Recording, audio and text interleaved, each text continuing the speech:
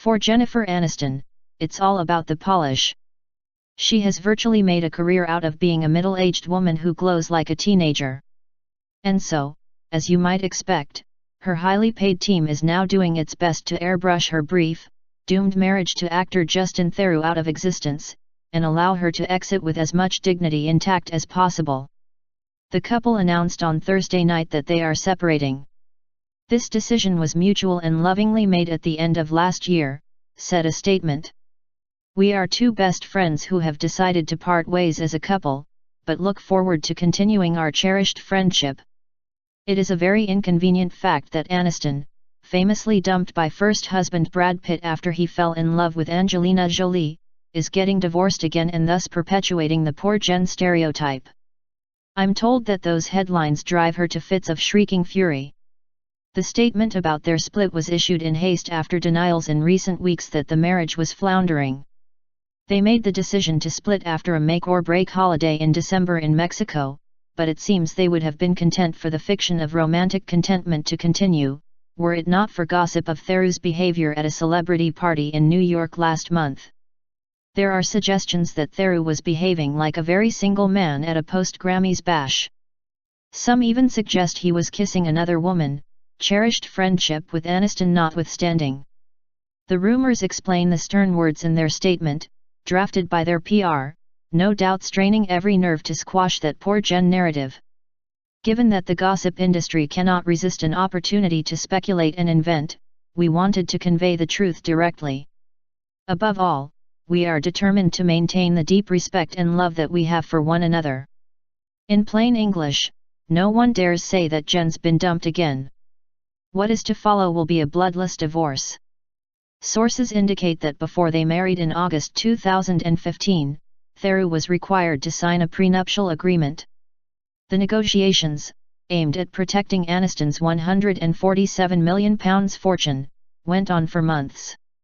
In truth, you would always have had to be an optimist to count on the success of a union between Theroux, 46, an arty, motorbike-loving New Yorker, and Jennifer Aniston, 49, a middle-aged superstar with masses of baggage. As we shall see, Theroux openly deplores the mainstream culture which made his wife rich. He once sneered, "If I was roped into a 7-year TV contract, I'd probably hang myself." Aniston, of course, earned her fortune on the TV show Friends over the course of a decade.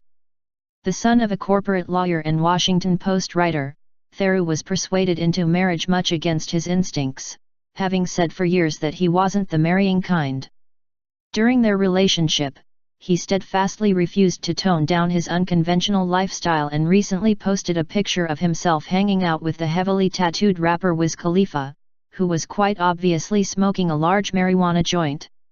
After their marriage, rumors of dalliances with co-stars followed, always swiftly denied. There were near-constant separations due to work, with his HBO TV project The Leftovers being filmed in New York while his wife made movies in Hollywood. He and Jennifer had got together after making the film Wanderlust together in 2010. He dumped his live-in girlfriend, costume designer Heidi Bivens, in mid-2011 and took up with Aniston. He proposed in August 2012 on his 41st birthday, and they married exactly 3 years later. Jennifer's post-Brad romances with actor Vince Vaughn and musician John Mayer had been disasters, but she described Theroux as the nicest person in the world. This may have been evidence of some serious romantic optimism. A highly intelligent but unusual man, Theroux collects, for instance, both human and animal teeth.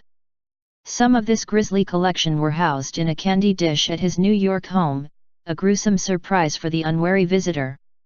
In pride of place in his apartment are 2 pictures, one of girl disfigured by syphilis, another of 2 toddlers playing with a syringe. They are a kind of monument to ghastly Gothic-tinged bad taste and an immature sense of humor which you might think actively unpleasant. Jennifer remarked, "I remember thinking he was very dark. At first you think he could be like a serial killer." She chose, though, to see him instead as quirky and hip, and indeed, his scripts for box office hits Tropic Thunder and Iron Man 2 have showcased undoubted talent. The arrival of Aniston in his life certainly changed it. The respected columnist Jeanette Charlton reported early on in the romance that the pair had taken a private jet to Hawaii, with Aniston picking up the bill. Justin can't keep up with Jennifer's limousine lifestyle, so she's pretty much paying for everything, she said.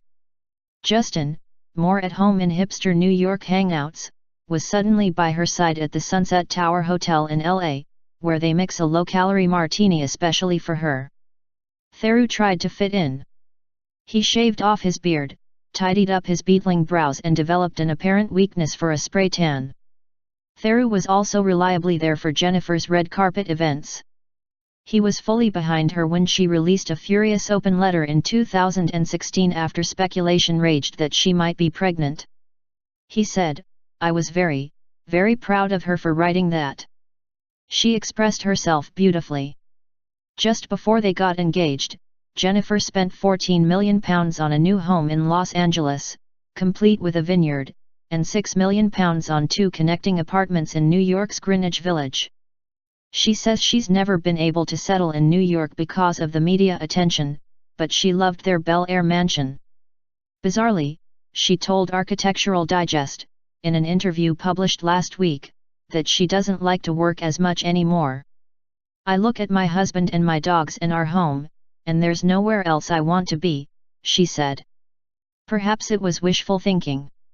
Theroux and Aniston bought chickens for their Bel Air garden, and he said, "You get beautiful fresh eggs every morning.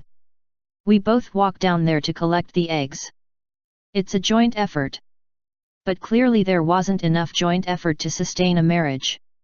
Their breakup was very much a rerun of her final days with Brad Pitt, one last holiday before declaring it over. Aniston and Theroux went to their usual holiday resort in Cabo San Lucas, Mexico, with mutual friends Jason Bateman and his wife, Amanda Anka. US Weekly said, "Amanda has been the mediator, trying to get Jen and Justin to save their marriage. It didn't work." Now, the internet is alight with suggestions that Jennifer and Brad Pitt might reconnect, after all his marriage to Angelina Jolie is over. But no one who knows how deeply Brad hurt Aniston and how long it took her to rebuild her life after their 2005 divorce thinks that this is even remotely possible. A source says, "There is no way back there. She will be fine without Justin, and she doesn't need Brad Pitt, either."